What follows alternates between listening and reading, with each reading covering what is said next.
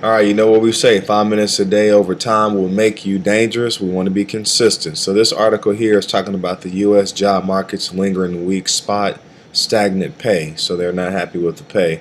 The U.S. job market has steadily improved by pretty much every gauge except the one Americans probably care about most, which is pay. The unemployment rate has sunk to nearly a normal 6.1%. Employees have added a robust 2.5 million jobs in the past 12 months. Layoffs have tumbled.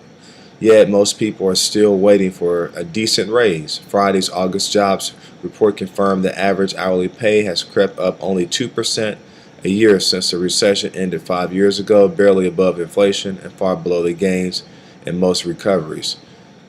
Let's see here. This is workers that are striking.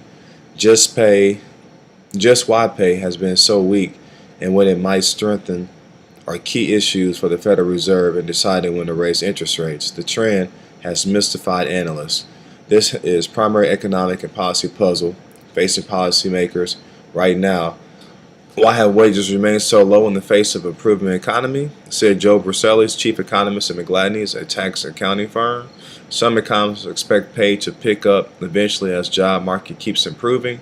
They think wages have lagged because millions of people are still out of work, many of whom are counted in the unemployment rate because they're no longer even looking for a job. But others said that the fear that pay has stagnated because of trends that will persist even after the economy has moved closer to full health.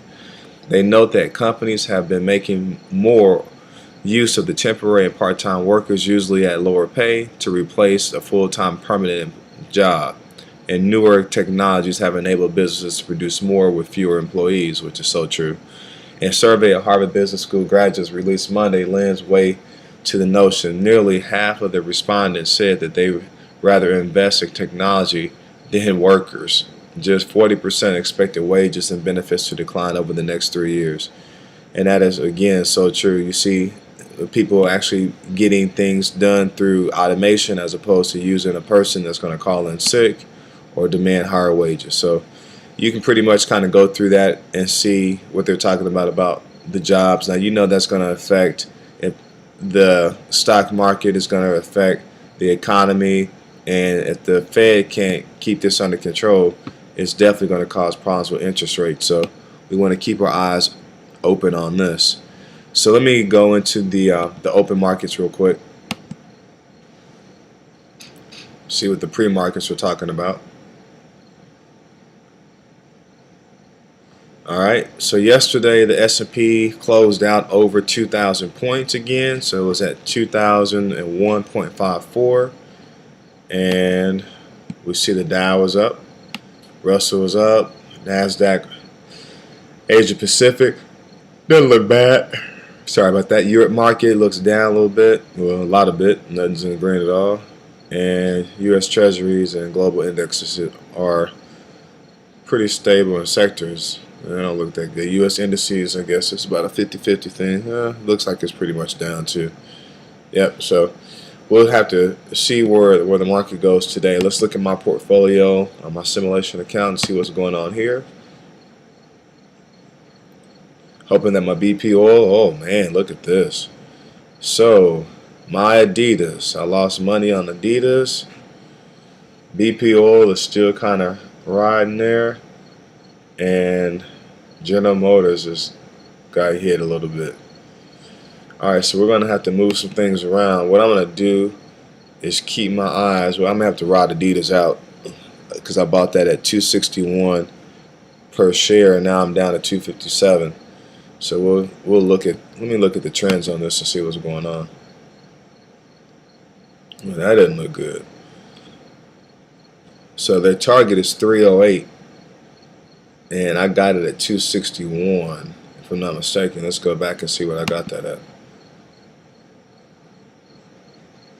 Yeah, I got it at 261, and their target is 308. So really on this one, I'm going to actually try to dump this one. If I can get this thing to go back to about 270, I'm going to go ahead and peel out of this one. And then the BP oil, I'll ride that out. It's per share is pretty cheap. And then the General Motors is the same. I'll ride that out too. I'm not really worried about that. But let me look here. This is a negative. Oh my God, this is definitely a negative trend. Yep. All right, we'll keep our eyes on this, and the target on that is 43.06, and I got that at 34, I believe. So let me go back and see what I got that at. Actually I bought that at 33.26. So yeah, we'll try to maybe take half of that. And this strategy here is, I mean, some people want to buy and hold. If you want to just have you a separate account and buy and sell, if you see the target at 43.06, and I bought it again at 33.26, I don't have to get all the way to the full target amount. I mean, I can get to, let's say, if I bought it at 33, if I can make a $5 per share swing, I can dump it. So I may go to 38, and then I'm out. I made my money, and if they don't hit target, that's on them. But I made my profit, and I'm out. So, and you see the trade volume, quite a bit of trade volume, over 12 billion trades happening. So it's a lot of volatility. So let somebody else try to ride it all the way out to 43.06. So I'll keep my eyes focused on that going forward, because you can look at your portfolio and you'll see one day it's all in the green, and then you have days like this. So you want to have an extra strategy on some of these stocks too. So we'll keep our eyes on that. Best Buy looks pretty good. I got that at $29 a share, and it's at 32. So what I want to do now is look at the target on that. So the target on that is 34. So I'm probably going to peel out of that one. I'm at 40. I'm at a 9% return on my money on that. So we're going to go ahead and sell this. Yeah, we'll sell that now. And then I can go scour around and look at some other stuff that I can. So I'm going to cash out on the Best Buy. In Facebook, I made a little money. I'm going to look at the target on this, and then I'll get ready to end it. 86. All right, so I'll ride that out a little bit longer. All right, remember, and it's still executing my trade as you see that going. So 5 minutes a day over time will make you dangerous. Have a great day. Take care.